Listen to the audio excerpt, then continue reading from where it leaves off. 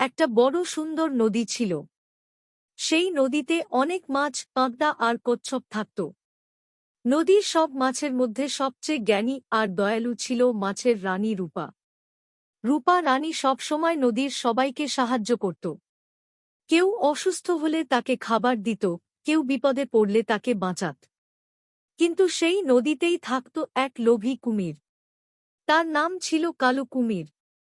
কালু কুমির খুব রাগী ছিল এবং ছোট মাছগুলোকে ভয় দেখাত।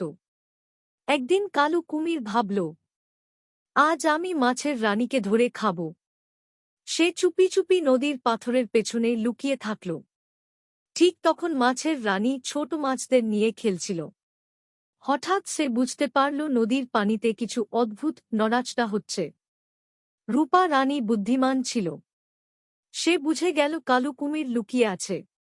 রূপা রানী ছোট মাছদের আস্তে করে বলল, তোমরা সবাই দ্রুত ওই বট শাপলা পাতার নিচে লুকিয়ে পড়ো। সব মাছ দ্রুত লুকিয়ে গেল। কালু কুমির লাফ দিয়ে বেরিয়ে এলো, কিন্তু আশেপাশে কোনো মাছ দেখতে পেল না। সে অবাক হয়ে বলল, এত মাছ গেল কোথায়? তখন মাছের রানী সামনে এসে বলল, কালু, তুমি যদি সবাইকে ভয় দেখাও তাহলে কেউ তোমার বন্ধু হবে না। কুমির একটু লজ্জা পেল।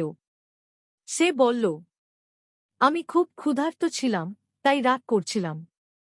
রূপা রানী বলল, রাগ করে সমস্যার সমাধান হয় না।